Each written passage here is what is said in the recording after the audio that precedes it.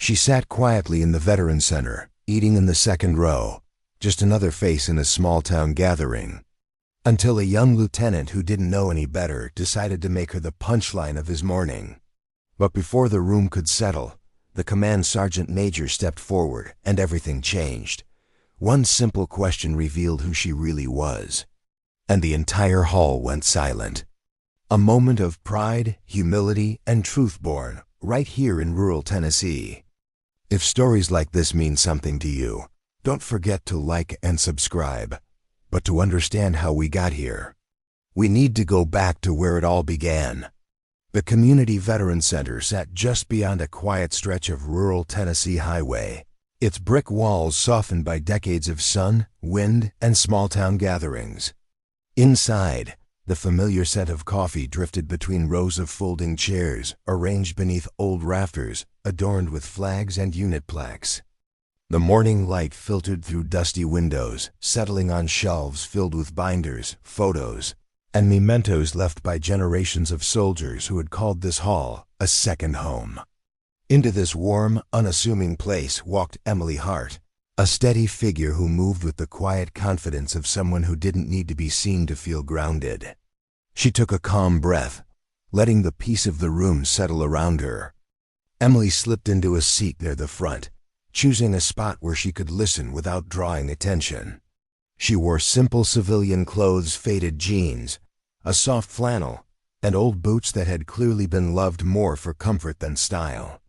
Nothing about her appearance suggested rank, experience, or the long nights she'd spent at the controls of a Black Hawk cutting through dangerous skies.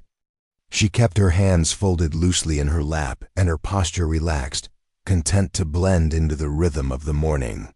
For her, today was about supporting the younger soldiers and showing up for the community, not about recognition.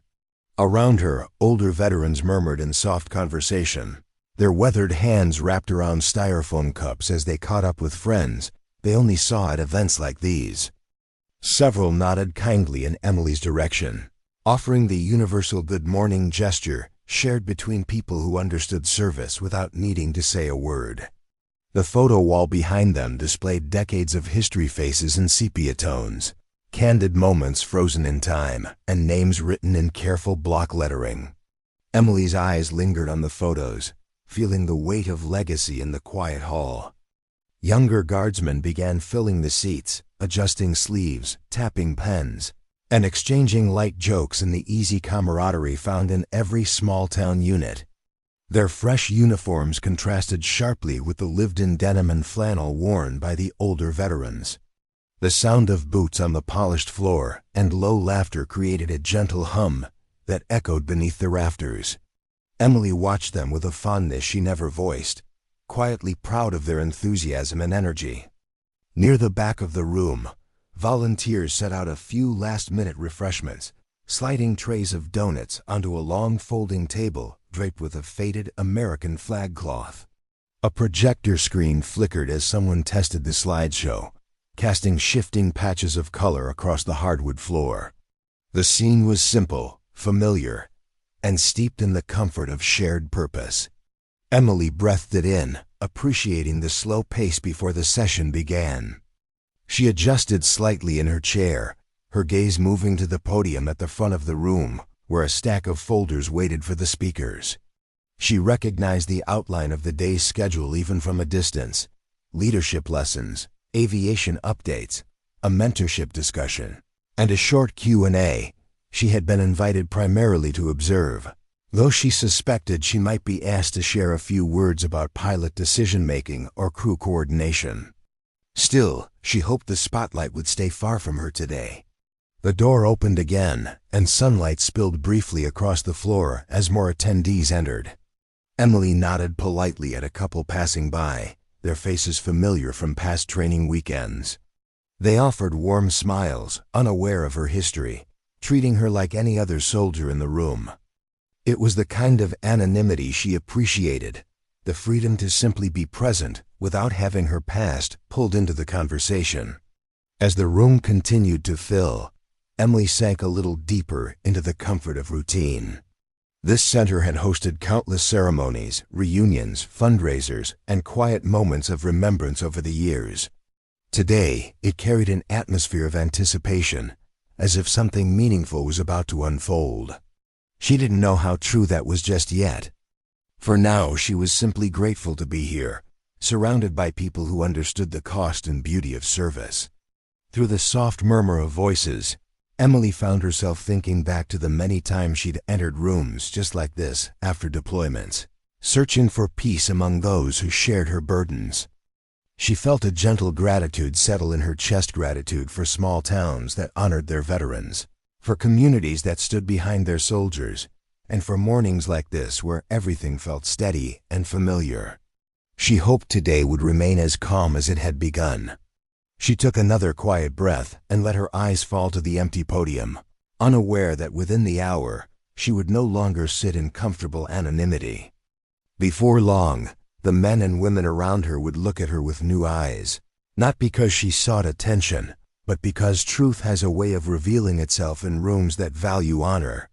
For now, though, Emily simply waited, the calm center of an unfolding story no one else yet recognized. The door swung open with a burst of light chatter as Lieutenant Mason Hall entered, his crisp uniform immediately standing out among the mix of veterans' flannels and younger soldiers as CUs. He carried himself with the kind of bright confidence that came easily to those early in their careers, his smile wide and his footsteps quick as he scanned the room for familiar faces. Mason prided himself on bringing energy into every space he walked into, unaware of how often that energy tilted into something a little too loud, a little too self-assured. Today would be no different, though he had no idea how much this morning would challenge the image he'd crafted of himself. He paused near the sign-in table, flipping through the clipboard as he greeted a few soldiers with playful jabs and light teasing. His voice carried easily across the room, drawing glances from both amused young guardsmen and quietly observant older veterans. Mason thrived on being the center of attention, believing it made him a stronger leader, even though he hadn't yet learned the deeper lesson that leadership had far more to do with listening than speaking. It was there, in the middle of his banter, that he first noticed Emily. She was seated quietly near the front, dressed in simple clothes that gave no hint of her rank or experience. To Mason's eyes, young, hurried, and guided more by assumption than curiosity, she looked like a volunteer, or maybe a support staff member, helping with sign-ins and logistics. He didn't pause to consider another possibility. Instead, he saw an opening for one more light-hearted joke, another chance to show off in front of his peers. Mason walked toward her with the casual swagger of someone who believed he was being charming. "Morning, ma'am," he said with a playful grin. "I didn't catch your call sign on the list. What did they give you? Coffee Queen, clipboard one?" He chuckled at his own joke, glancing over his shoulder to make sure the younger soldiers nearby were watching. A couple of them laughed, not because the joke was sharp, but because Mason was their lieutenant, and laughing kept the mood easy. Emily lifted her gaze to him, her expression soft and steady. She didn't flinch, didn't frown, and didn't match his energy. Instead, she offered a gentle, polite smile. "I flew with the aviation unit for a while," she said simply, her voice calm enough to soften the edges of the moment. She didn't add details, didn't correct him, and didn't attempt to impress. Her answer was kind, restrained, and meant to diffuse rather than escalate, but Mason heard her words only at surface level. He interpreted her politeness as uncertainty, her humility as inexperience. "Oh yeah?" he replied with a light laugh. "That's so. Well, hey, everyone's got a call sign, even the support folks. What did they give you when you were, tagging along?"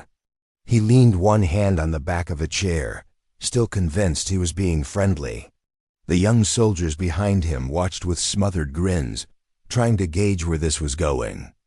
Around them, older veterans exchanged subtle glances, small, meaningful looks that suggested something Mason didn't yet perceive. They noticed Emily's quiet composure, the steadiness in her eyes, and the respect woven into the way she carried herself. They also noticed Mason's misjudgment, though none of them intervened. In rooms like this, lessons carried more weight when the truth unfolded naturally. Emily's smile faded into something softer, more neutral. She didn't seem offended, just tired, in a gentle way that hinted at years of experiences she didn't care to recount casually. "It's nothing important," she said, offering the smallest nod. "Just an old call sign." Her tone wasn't evasive, just humble, as though she truly believed her history didn't belong center stage. Mason took her reluctance as a challenge. He straightened, crossing his arms as he gave her an amused look. "Aw, come on now," he said, still smiling. "Don't be shy. We're all friends here. What did they call you?" "I promise it can't be that bad."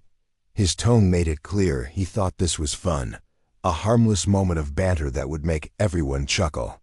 The room around them shifted in a quiet way, older veterans falling silent, a few younger soldiers watching more carefully, and Emily sitting perfectly still, her calm presence now carrying a subtle gravity.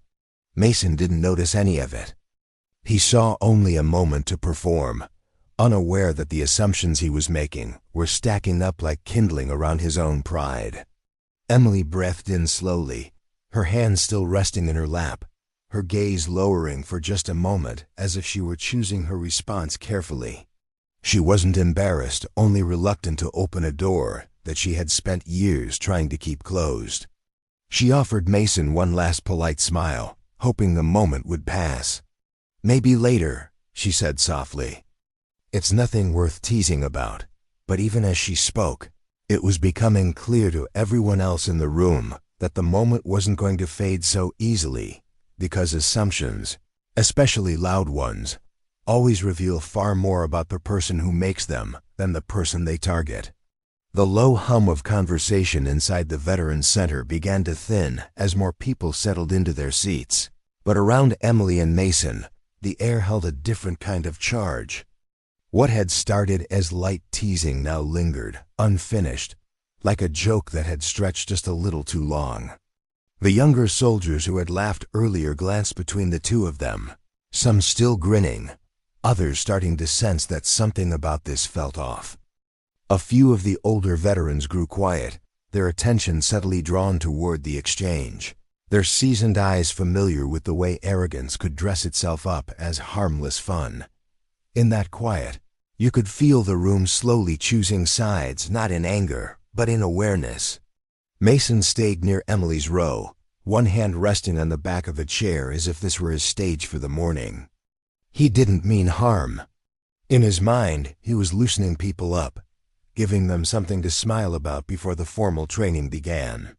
But underneath his easy grin was a need to be noticed, a desire to be the officer everyone remembered from today's event. That desire nudged him forward when wisdom would have told him to back off. "Seriously," he said with a chuckle, his voice carrying farther than he intended. "If you flew, you've got to have a story. You can't just say you had a call sign and then keep it a secret. That's cheating." Emily shifted slightly in her seat, the movement so small it would have gone unnoticed if so many eyes weren't already on her. She kept her gaze steady, her expression calm, but there was a quiet heaviness in her shoulders now, the kind that comes from years of letting comments like these pass without response.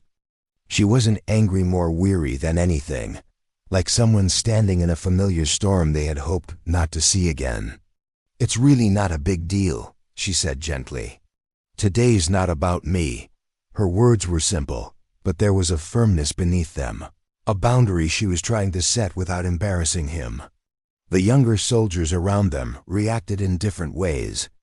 A couple still smirked, following Mason's lead out of habit more than conviction, their eyes flicking toward him for cues on how to respond. Others shifted uncomfortably, sensing that the lieutenant's persistence had crossed an invisible line of respect. One young private straightened in his chair and glanced back toward the rear of the room, as if searching for a senior NCO to quietly correct the tone. The longer the teasing hung in the air, the more obvious it became that this wasn't just casual banter anymore. It was a test of character. Near the wall, two older veterans leaned slightly toward each other, their conversation tapering into silence as they watched. They didn't know all the details of who Emily was, but they recognized the steady way she held herself, the way her eyes didn't dart around searching for approval or validation. There was a familiar stillness in her that they'd seen before in people who had been under real pressure, the kind that changes how you sit in a chair for the rest of your life.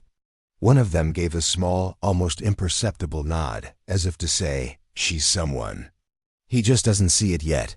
Command Sergeant Major Roy Bennett stood near the back, arms folded loosely across his chest, watching everything unfold. His expression was calm, but his eyes were sharp, taking in every word, every shift in posture, every nervous laugh. Bennett had seen this pattern before, a young officer, eager to impress, using humor as a way to stand taller than everyone else in the room. He knew that if he stepped in too soon, the lesson wouldn't sink in, it would feel like scolding instead of conviction. So he waited, letting the tension build just enough to give weight to what would come next. As the minutes passed, the room began to settle into a new rhythm. Conversations died down, chairs scraped softly against the floor, and more people turned their attention toward the front where the event would soon begin. Yet the echo of Mason's teasing still lingered, like a tune people couldn't fully shake.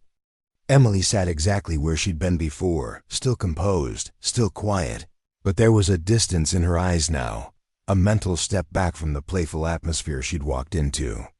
You could tell she was choosing her silence carefully, not out of weakness, but out of discipline. Mason, oblivious to the full impact of his behavior, gave a final little shrug, as if to say, "Suit yourself," before turning his attention toward a group of younger soldiers to his left. "You all better come ready with questions," he said confidently. "We're supposed to show these vets the guards in good hands." The soldiers chuckled, nodding, some genuinely admiring his enthusiasm, others just going along. His words carried that subtle undertone of we and they, as if the older generation were watching from the sidelines, while he and his peers carried the real weight now. Emily listened to all of it quietly, her focus drifting toward the flags hanging at the front of the room, the stars and stripes, the state flag, the Guards unit flag. They reminded her of nights when those colors meant more than ceremony, when they stood for the lives riding in the back of her aircraft and the promises she refused to break. She thought of the men whose names she still carried with her, the ones she had managed to bring home and the ones she hadn't. In light of that, this moment felt small but not insignificant. Disrespect, even casual, had a way of spreading if no one pushed back. The tension that had settled over the room wasn't loud or dramatic. It didn't crackle like anger or explode into confrontation.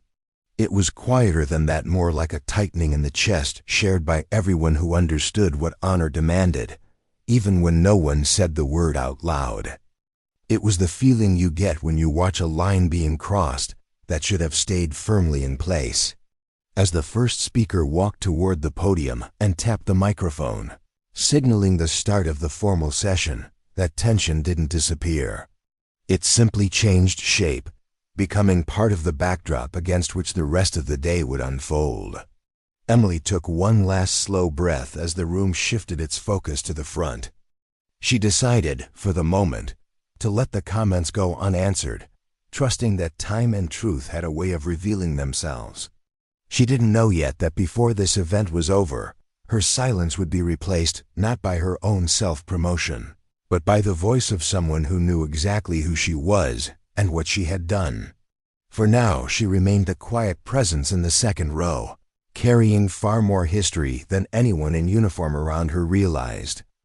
The first part of the event began with a familiar formality that felt right at home in the Veterans Center. Everyone stood as the colors were presented, hands moving over hearts or to brows in practice salutes. A brief prayer was offered for the safety of those still serving and for wisdom for those leading them, the quiet amen rolling softly across the room like a shared breath. Then people returned to their seats, and the focus shifted to the front where the morning speakers would introduce themselves. It was the kind of simple, respectful structure that small-town America did well, steady, sincere, and anchored in tradition. Lieutenant Mason Hawley was among the first from the younger generation to step toward the front, drawn there both by duty and by his natural instinct to be seen. He moved with brisk confidence, taking his place near the podium as one of the unit's representatives. The facilitator nodded to him, inviting him to help introduce a few of the soldiers and guests. Mason flashed a practiced smile, the kind he used in briefings and community events, and turned slightly to face the room. For him, this was familiar ground, a chance to speak, to set the tone, to show that the guard was in capable hands. He began by introducing a few of the younger soldiers by name and role, offering light remarks that drew easy smiles and a couple of chuckles from the crowd. "This is Specialist Torres, one of the hardest-working crew chiefs you'll ever meet," he said, clapping a hand on the young man's shoulder. "If you ever see a bird flying out of here looking sharper than it should, odds are he had something to do with it." The room responded warmly, the goodwill flowing easily when the remarks were grounded in genuine respect.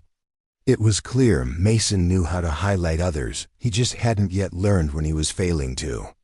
Then his gaze drifted toward Emily's row, and the easy balance he'd found began to tilt again. "And up here helping us with today's event," he added, gesturing loosely in Emily's direction, "we've got, well, I'll just say one of our logistics helpers making sure we don't get lost in the paperwork." His tone was light, but the implication was clear. In his eyes, she was background support, someone whose role didn't warrant real introduction. He didn't mention her name, her rank, or her history, only reduced her to a vague, dismissive label. A few younger soldiers chuckled automatically, reacting more to his delivery than to the words themselves. But the laughter didn't spread far. Older veterans in the room grew noticeably still, their eyes narrowing just slightly as they turned their attention toward Emily. They watched the way she received the comment, no outward flinch, no dramatic reaction, just a measured, steady stillness. The veterans had spent enough time around real warriors to recognize that kind of composure. They also recognized what it meant when someone in authority failed to show basic respect. Emily felt the weight of the room's attention brush against her like a draft of cold air. She kept her expression calm, her hands still folded in her lap, but inside she weighed the moment carefully. Mason hadn't just underestimated her in a private conversation anymore. He had minimized her in front of everyone, turning her presence into a punchline without even realizing it. Part of her wanted to let it slide, to stay in the shadows and keep her past where she preferred it, quiet, private, between her and God. Another part of her, the part forged in night missions and hard decisions, tightened in quiet protest. From the back of the room, Command Sergeant Major Bennett watched with a slow, controlled inhale. Mason's introduction had told him exactly what he needed to know about the young lieutenant's blind spots. It wasn't that Mason was cruel or intentionally malicious. He was simply careless with the power of his position, blind to how his words taught everyone in the room what was and wasn't valued. Bennett knew the unit's culture could not afford that kind of carelessness. Still, he waited, letting the discomfort settle so the correction, when it came, would have roots. The younger soldiers sitting near Emily shifted in their seats, suddenly aware that something about the lieutenant's words hadn't landed right. One or two stole quick glances at her, as if reconsidering their assumptions. They had laughed earlier when Mason teased her, but now, in the formal context of introductions, the same tone felt different, sharper, less defensible. It occurred to some of them, perhaps for the first time, that they didn't actually know who she was or what she had done. They only knew what the lieutenant had chosen to say about her. Mason moved on quickly, introducing another guest and cracking another small joke, unaware that he had just drawn a line under his own pride for the entire room to see. He thought he was keeping things light, making sure the event didn't feel stiff or overly formal. In his mind, he was connecting with people. He didn't realize that, to many watching, He had just displayed the very opposite of good leadership, using his position to elevate himself and diminish someone else without cause. Emily listened to the rest of the introductions with the same steady posture, but now every word Mason said seemed framed by that moment of dismissiveness. She wasn't thinking of her own dignity alone. She was thinking of every quiet professional she'd known whose contributions had been overlooked because someone in authority assumed they knew the whole story just by looking. She thought of the men she'd flown for, the lives she'd carried in her aircraft, and how wrong it felt to let a culture of casual disrespect stand unchallenged when those sacrifices were on the line. As the introductions wrapped up and the facilitator thanked everyone for being there, the room settled into a new kind of silence, not the peaceful quiet from earlier, but a watchful stillness. Respect, honor, and humility were unwritten laws in places like this, and everyone could feel that one of those laws had just been bent, if not broken. Some eyes drifted toward Bennett, sensing that his calm presence signaled an answer was coming. Others looked again at Emily, now more curious than dismissive, wondering what truth they were missing. Emily took one more slow breath, offering the whole situation up in a silent, private prayer, not for vindication, but for wisdom. She didn't want to be the hero of the room, didn't want her story dragged into the open just to prove a point. But she also knew that sometimes, for the sake of those watching, the truth had to step into the light. She didn't know yet how that truth would come out, but she could feel the moment approaching, like the distant rumble of a storm long before the first flash of lightning. From his post near the back of the room, Command Sergeant Major Roy Bennett stood like a weathered oak tree rooted, steady and quietly aware of everything happening beneath the branches. He had chosen that spot on purpose, where he could see the entire layout of the Veteran Center, the rows of folding chairs, the podium, the coffee table, the older vets along the wall, and the younger soldiers gathered near the front. Over years of service, he had learned that you can tell a lot about a unit, not just from what people say, but from who they look at, who they ignore, and who they think they can safely joke about. Today, all of that was on full display, and Bennett missed nothing. His eyes rested, for a long moment, on Emily Hart. He recognized her the instant she walked in earlier, even out of uniform recognition born not from gossip or rumor, but from the kind of memory you carry when you've read after-action reports that made your hands go still on the page. He knew what Angel 3 meant long before anyone spoke the words, and he understood that she had arrived with no desire to be announced or paraded. She had slipped into the second row as if she were just another attendee, and Bennett respected that. Quiet warriors were the ones he trusted most, the ones he knew he could count on when everything else went sideways. He had watched the earlier exchange between her and Lieutenant Mason Hawley, seen the teasing, the way it shifted from light banter into something that felt like a test of who mattered and who didn't. He saw the older veterans go silent, the younger soldiers glance around uncertainly, and Emily's eyes lower for a moment as she chose to meet disrespect with calm restraint. Bennett could have stepped in right then and there. A single sharp word from him would have ended the joking on the spot, but timing, he knew, was everything. If you corrected a man too early, he remembered the sting and not the lesson. So he waited, letting the weight of Mason's choices hang in the air a little longer, letting the room feel the subtle fracture between what they knew was right and what they had just witnessed. Bennett had spent his life teaching soldiers that culture isn't built in formal briefings. It's shaped in moments like this, when someone laughs at the wrong thing and the rest of the room decides whether to join in or stay quiet. He could feel the culture of his unit being nudged in the wrong direction, slowly, almost imperceptibly. And he could feel a quiet line in his spirit that said, "Not today." As the first speaker wrapped up a section on training schedules and upcoming drills, Bennett's attention drifted back and forth between the podium and the faces in the crowd. Mason sat near the front now, posture still confident, though there was a hint of restlessness in his shifting shoulders. He looked like a man who believed he had already proven himself, just by wearing the rank on his chest. Bennett didn't dislike him. On the contrary, he saw a lot of potential in the young lieutenant. But potential without humility, he knew, could become a liability faster than any broken piece of equipment. The older veterans along the wall settled into a watchful stillness. Some sipped their coffee slowly, eyes never leaving the younger generation seated before them. They had lived long enough to see pride ruin good men and humility elevate unlikely ones. A couple of them looked toward Emily with a quiet respect they couldn't yet explain to the others.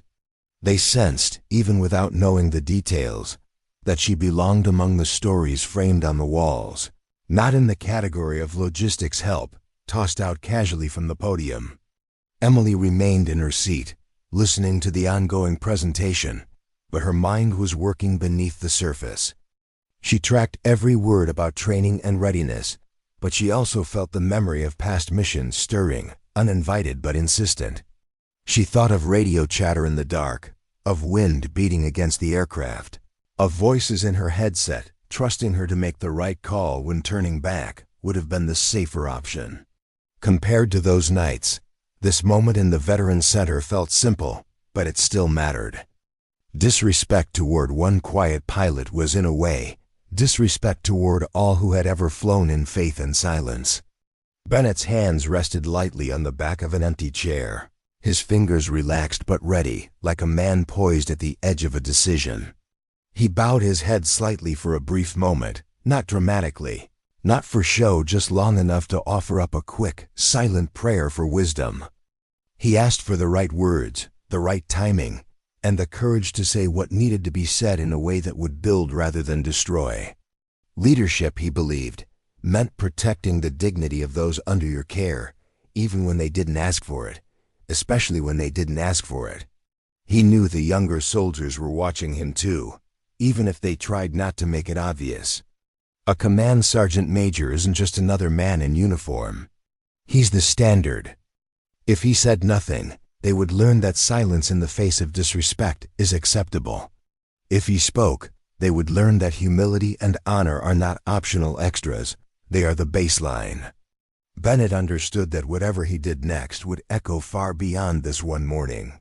It would shape how these soldiers treated each other in the field, in training, and in every small town hall they stepped into for years to come. As the speaker at the podium paused to change slides, the projector hummed, and the screen shifted to a new image. The brief lull in the presentation created an opening in the room, a quiet pocket of time where attention loosened just enough for something different to happen. Bennett felt that opening like a shift in the wind. He knew the moment he had been waiting for had arrived. The lesson needed to be delivered soon, while the tension was still fresh, while the memory of Mason's words still hung in the air like a note that hadn't resolved. Emily sat, unaware that her quiet wish to remain invisible was about to be challenged. She had hoped to make it through the event as just another face in the crowd, another veteran among many. But Bennett knew better. There are times when a story must be told not to glorify the person who lived it, but to protect the culture it helped shape. And in his mind, this was one of those times. The truth about Angel 3 was no longer just her story. It was the answer to a problem standing at the front of the room, wearing fresh lieutenant bars and a careless smile. Bennett straightened, drawing in a slow breath as he stepped away from the back wall. His boots moved quietly across the floor, but the shift in his presence drew a few sets of eyes. The Veterans Center, with its flags and plaques and worn chairs, seemed to lean forward with him, as if the building itself understood that something important was about to be set right. He didn't hurry. Men like Roy Bennett had no need to rush.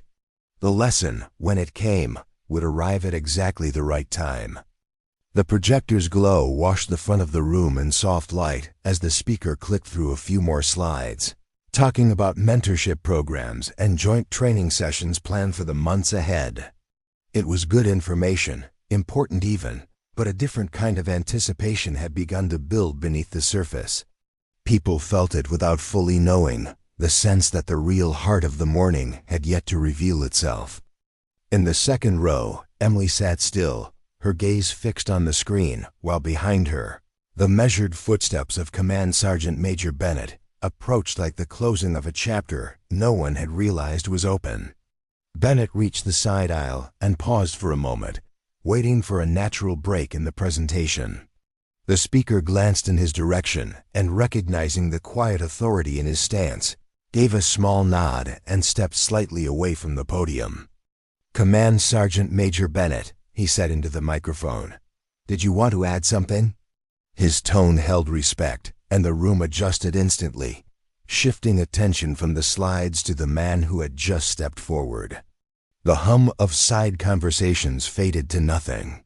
Bennett moved to the front with a calm, deliberate pace, taking a position that allowed him to face both the younger soldiers and the older veterans at the same time. He didn't rush to speak. Instead, he let a few seconds of silence settle over the room, that sacred kind of quiet that small town halls know well, where people lean in, expecting something worth hearing. When he finally spoke, his voice was low, steady, and carried the weight of years spent earning the right to be listened to.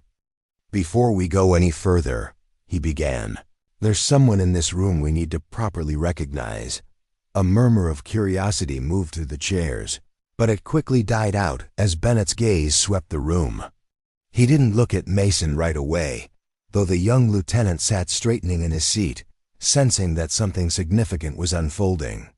Instead, Bennett turned his eyes to Emily, his expression respectful, almost gentle. "Ma'am," he said, addressing her in a tone that carried both military courtesy and personal regard, "would you mind standing for a moment?" The request was simple, but the way he asked it left no doubt that it wasn't casual. Emily hesitated, her heart giving a small, reluctant thump against her ribs. She had spent the entire morning trying to avoid exactly this, any kind of spotlight, any kind of attention that would drag her past into the present. But she also knew Bennett, knew the kind of leader he was, and understood that he wouldn't ask without purpose. After a brief pause, she rose slowly from her chair, smoothing her shirt instinctively, her eyes lowered for a breath before she looked up to meet his gaze. The room watched her, curiosity sharpening into something more focused. Bennett let the sight of her standing there settle into everyone's mind. Then, still speaking calmly, he asked the question he had been carrying since the moment he watched her walk through the door. "Chief Hart," he said, using her proper title for the first time anyone in the room had heard, "would you mind telling the lieutenant and everyone here what they used to call you on the radio?" The words were gentle, but they landed with a certain undeniable force, like a gavel striking wood in a quiet courtroom. Emily felt the room close in around her, not in a threatening way, but in the sense that every eye, every breath, every heartbeat seemed to pause, waiting on her answer. She glanced briefly toward the wall of old photos, as if drawing strength from the faces of those who had come before. Then she looked back at Bennett, and beyond him, at the soldiers and veterans watching her. Her voice, when she spoke, was soft but clear, carrying farther than she expected in the silence. "Angel 3, she said. "They called me Angel 3. The effect was immediate and profound. You could almost hear the shift in the room, like the air being drawn in at once by 100 lungs. The older veterans reacted first. Some went rigid in their chairs. Others straightened slightly, eyes narrowing as recognition snapped into place. One man near the wall whispered the words under his breath, almost to himself, "Angel 3, as if he were repeating the name of a long-remembered legend. Their faces told the story before any explanation was given. This was not just a nickname, not just a playful call sign. It meant something. Among the younger soldiers, the reaction was different. At first, confusion, curiosity, a quick glance toward the older men to see how they were responding. They didn't know the story yet, but they felt the weight of it in the sudden reverence that settled over their elders. The laughter that had accompanied Mason's earlier jokes was nowhere to be found now. No one shifted in their seats. No one cleared their throat. The Veterans Center had gone from casual gathering to sacred ground in the space of 2 quiet words. Mason sat frozen halfway between defensiveness and dawning realization. The title Chief Heart had already knocked loose a few assumptions in his mind, but Angel 3 hit him somewhere deeper, somewhere unguarded. He saw the way the older vets looked at her now, not with pity or polite acknowledgement, but with the kind of respect you don't manufacture. It's earned, forged in moments most people will never see. He felt a flush rise in his face as the memory of every joke, every dismissive comment he'd made that morning replayed in his mind. Now backed by a soundtrack of those 2 words, Angel 3, Bennett let the silence linger just long enough for everyone to feel the full weight of what had been revealed. His eyes moved briefly to Mason now, not with open anger, but with a firm, unspoken question. Do you see her now? Do you understand? Then he turned back to the room, his voice still calm but carrying a new intensity. Some of you know that call sign, he said. Some of you remember the reports. For those who don't, you're about to learn why every man in this room ought to stand a little straighter when you hear it. In that moment, the Veterans Center felt smaller and bigger at the same time, smaller, because everyone's focus had narrowed to the space between Emily and Bennett, and bigger because the story about to be told would stretch far beyond the walls, into stormy skies and dangerous nights that only a few had lived through. Emily stood there, uncomfortable in the center of attention she had never wanted, but she didn't sit back down. She understood now that this moment was no longer just about her. It was about what her story could correct, and who it could help become better. The question, the simple, respectful request to share her call sign, had done what no lecture, number PowerPoint slide, and no scolding could have accomplished. It had flipped the room, exposing arrogance, elevating humility, and recentering the entire event on what truly mattered: honor, sacrifice, and the quiet heroism that doesn't advertise itself. From here, the day would never be the same. Nor would Lieutenant Mason Hawley. The room remained absolutely still as Emily stood there, the name Angel 3 hanging in the air like a bell struck in a quiet church. Command Sergeant Major Bennett stepped slightly to the side so he could face both the audience and Emily, his posture respectful, his voice carrying a solemn steadiness. Some of you remember that storm night, he said, letting the words settle. Some of you read the report but never knew the pilot behind it. The younger soldiers leaned forward instinctively, sensing they were about to hear something significant, something that wasn't written on any slide or training packet. A story carried in the living memory of the people who had survived it.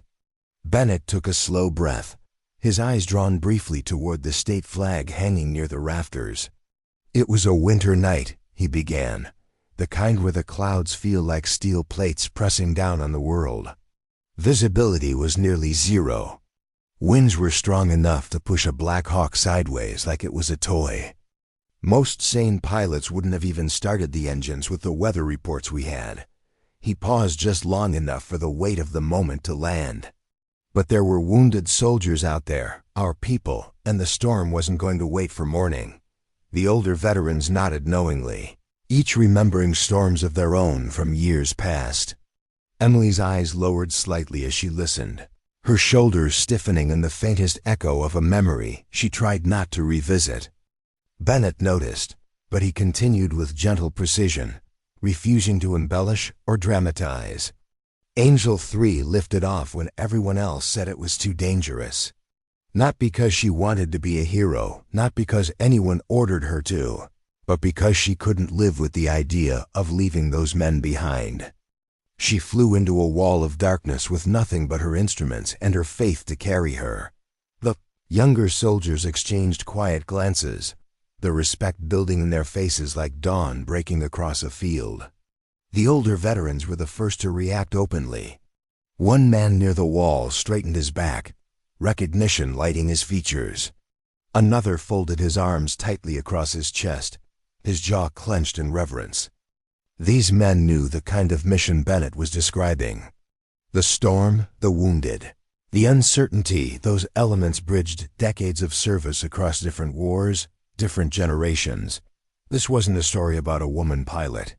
It was a story about a soldier who chose duty over safety, conviction over comfort, and courage over fear. And that resonated across the room like scripture. Bennett continued, his voice growing softer, not louder. They told her to turn back once the winds hit their peak. Every other bird grounded. The clouds closed in so tightly that her co-pilot said he felt like they were flying inside a coffin. But Angel 3 didn't turn around. She made the choice alone in that cockpit to push forward. She trusted her training, trusted her crew, trusted God to carry them through. He paused, letting that faith-filled statement breathe. In rural Tennessee, it wasn't unusual to hear God mentioned in the same breath as courage. Mason's breathing had grown shallow. He felt each word like it pressed deeper into his chest. He couldn't stop replaying his earlier jokes, Coffee Queen. Clipboard 1, support staff now echoing with painful absurdity against the truth Bennett was revealing. He wasn't just guilty of ignorance. He was guilty of pride failing in the presence of quiet greatness. His jaw tightened, and he swallowed hard, unable to look at Emily yet. Shame had settled into his bones, not as punishment but as correction. Bennett went on. When they finally reached the site, the landing zone wasn't even visible. The floodlights cut through nothing but sheets of rain. But she put that aircraft down anyway, steady as a surgeon's hand. The medics loaded the wounded 3 men clinging to life, one barely conscious enough to whisper a prayer. His voice caught slightly, the memory stirring something personal in him. And Angel 3 lifted them out of that storm as if the wind had bent itself around her bird instead of fighting her. The room absorbed every detail. You could feel the story crossing the invisible lines between generations, binding everyone together in shared awe. Even those who had never deployed understood enough to grasp the magnitude of what Emily had done. This wasn't a tale of medals or ceremony. It was the kind of truth told quietly in readiness briefings and passed down in whispers to remind soldiers what courage looks like. Real courage. The kind that doesn't announce itself but leaves ripples in the lives it touched.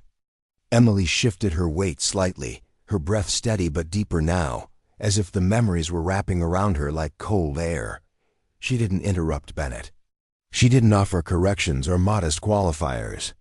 She understood that this moment wasn't really about the mission. It was about the people listening, the young soldiers who needed to learn the difference between loud confidence and quiet conviction. She let the story stand, even though it made her feel exposed in a way she never sought. Bennett finished the account with a slow nod toward Emily. Those men lived, he said simply. All of them. Because the pilot known as Angel 3 refused to quit. And because of that, entire families in this state and beyond it still have their sons, their husbands, their fathers. His words hung in the air like the final notes of a hymn. Then he asked with quiet sincerity, "Now, knowing all that, does anyone in this room still think she's just a support clerk?" The silence that followed wasn't empty. It was reverence. The silence after Bennett's final words stretched long enough for everyone to feel its meaning settle into their hearts. Emily slowly lowered herself back into her seat, her movements careful, almost reluctant, as though sitting down felt like stepping off a ledge she'd been pushed onto.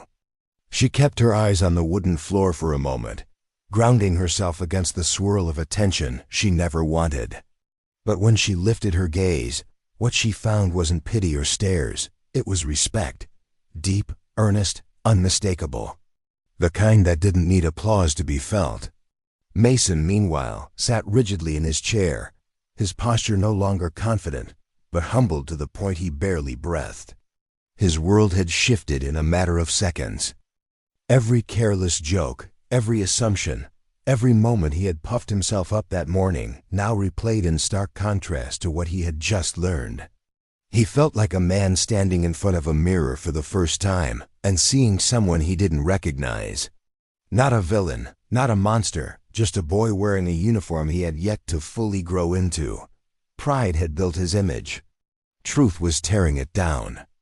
He glanced at Emily, but only for a second, because the shame made it hard to hold her gaze. He wasn't embarrassed for being wrong.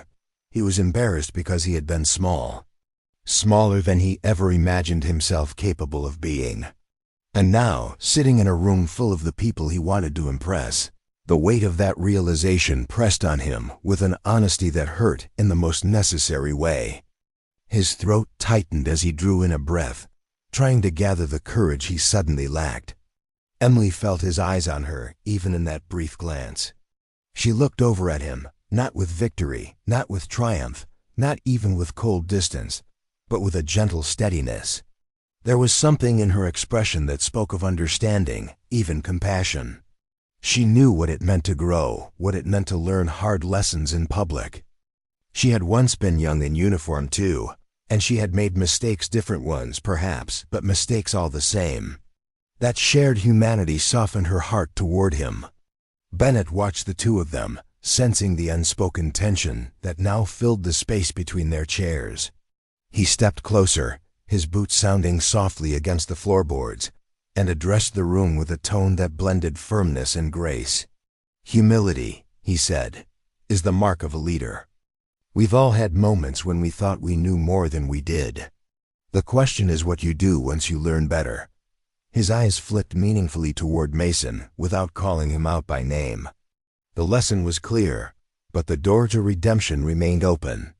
Mason's heart hammered in his chest as if urging him to move before his courage faltered. He pushed himself to his feet, unsure at first whether his legs would cooperate. He faced Emily fully now, standing tall but stripped of pride, his voice quiet enough that the room leaned in to hear. "Ma'am," he began, the word carrying weight he had never given it before. "I'm sorry." The apology was simple, no excuse, no flourish, but the sincerity in it radiated through the room like warmth from a rising sun. Emily met his eyes, her expression still calm, but now edged with something soft, something healing. She rose as well, unwilling to let him stand alone in his vulnerability. "Lieutenant," she said gently, "I made my share of mistakes when I first put on this uniform too. We all grow, we all learn. And sometimes we learn in front of a crowd." Her voice carried the kind of grace that didn't diminish accountability, it dignified it. She was giving him a path forward without erasing what had happened. The younger soldiers watched with quiet awe, absorbing the exchange in a way they would remember for years. They had come into the room expecting a training session. Instead, they were witnessing a lesson in humility, respect, and leadership that no lecture could have delivered. Some of them felt uncomfortable, others inspired, but all of them felt changed. They understood now that rank didn't define wisdom and age didn't diminish strength. Respect had nothing to do with appearances and everything to do with character. The older veterans nodded slowly, their faces softening with approval. They had seen enough in their lifetimes to know that real growth rarely happens in comfort. The sight of a young officer owning his mistake without defensiveness and a seasoned pilot offering forgiveness without arrogance touched something deep in them. It reminded them of the best parts of military service, the parts that forged brotherhood, trust, and unity in the hardest moments. Bennett allowed the silence to settle one more time before he spoke again. "This," he said, gesturing subtly toward Emily and Mason, "is what leadership looks like. Not perfection, not pride, but truth, humility, and the willingness to stand up straight after you've been corrected." The room took in his words like a blessing. And somewhere inside his own heart, Mason felt something shift, not the shame, but the beginning of something cleaner, steadier, and more honest. Something he could build a better career upon. The air inside the Veteran Center felt gentler now, as if the building itself had exhaled after holding its breath through the confrontation. Emily and Mason still stood facing one another, but the tension that once filled the space between them had dissolved into something more grounded, a quiet acknowledgement of truth, humility, and growth. When Emily took her seat again, the movement was met not with shifting glances or concealed whispers, but with an atmosphere of reverent calm. Every person in the room understood they had just witnessed something important, something that would linger far longer than the morning's agenda. Mason remained standing for a moment longer, gathering himself before he eased down into his chair. His shoulders felt lighter, not because the embarrassment had faded, but because he had chosen honesty over pride. It was a small piece of redemption, but one that mattered deeply to him. His heart still thudded unevenly as he replayed the last few minutes, Bennett's correction, Emily's grace, the stunned silence that had swept the room. He realized that this moment would become a turning point in his career, one he would return to again and again as he matured into the leader he wanted to be. Around them, the younger soldiers straightened their posture with new intention, as if the example set before them had quietly raised the expectations they held for themselves. Several of them glanced at Emily with a fresh sense of reverence, trying to reconcile the soft-spoken woman in flannel with the legend who had flown into a storm to bring wounded men home. Men they might have known. Men whose lives might have shaped entire families. The shift in their demeanor wasn't dramatic, but it was meaningful, subtle, respectful, and sincere. The older veterans exchanged knowing nods, the kind that come from recognizing a moral course correction in real time. Some of them had lived through moments just like this decades earlier, when arrogance had been tempered by truth and the community had pulled together to restore honor where it had been bruised. They admired both Emily's humility and Mason's willingness to accept accountability. For the older generation, nothing mattered more than seeing the traditions of respect and integrity passed on to the younger soldiers. Command Sergeant Major Bennett allowed the room to settle before stepping forward again, his presence carrying the same calm authority it always did. He didn't need a microphone or formal introduction. His voice carried on its own, steady and reassuring. "We all fall short sometimes," he said, looking from Mason to the rest of the younger soldiers. "What matters is how we stand up afterward. Today, I saw a young officer learn something that will make him a better leader. And I saw a veteran, a hero, show enough grace to let that growth happen." His words landed gently, but with unmistakable weight. Emily lifted her gaze toward Bennett, offering a quiet nod of acknowledgement. She didn't relish the praise, not one bit, but she understood the purpose behind his words. The lesson wasn't about elevating her. It was about shaping the culture of the unit. If her story could protect another quiet warrior from being underestimated or dismissed, then the discomfort she felt now was worth it. She sat a little straighter, not out of pride, but out of responsibility. Mason lifted a hand slightly, signaling that he wanted to speak not out of performance now, but out of genuine conviction. "If I may," he said, his voice steady though touched with emotion. The room turned toward him, granting him the floor. He took a breath. "I want to apologize again, not just to Chief Hart, but to all of you. I let my assumptions get ahead of my respect. That won't happen again." There was no applause, no outward reaction. Just the quiet strength of a room that heard him fully. A few of the younger soldiers nodded, encouraged by Mason's sincerity. They understood that if someone of his rank could admit fault, then humility was not weakness, it was strength. His example would ripple through the unit, shaping the way they assessed strangers, spoke to peers, and treated the people whose stories they didn't yet know. Leadership, they realized, wasn't about never stumbling, it was about standing back up with dignity. Bennett placed a hand briefly on Mason's shoulder as he passed, the gesture subtle yet profoundly affirming. Then he looked toward Emily, a silent acknowledgement of the weight she had carried, and the grace with which she had carried it. Together, the three of them represented something powerful, the past, the present, and the future of the Guard. And in that moment, a sense of unity settled over the room, binding them together in a way no training exercise ever could. By the time the next speaker stepped up to continue the agenda, the atmosphere in the Veterans Center had transformed. What had begun as a simple training and mentorship event now felt like a ceremony of restoration. Respect had been corrected, dignity had been upheld, and a new standard had been quietly set for everyone present. It wasn't dramatic or loud, it was steady, humble, and deeply American. Exactly the way honor should be restored. As the training session resumed, there was a new sense of purpose in the room. Conversations that followed were colored by a deeper attentiveness, a more deliberate respect in how people addressed one another. Emily remained seated near the front, but now the people around her weren't seeing a quiet woman in civilian clothes.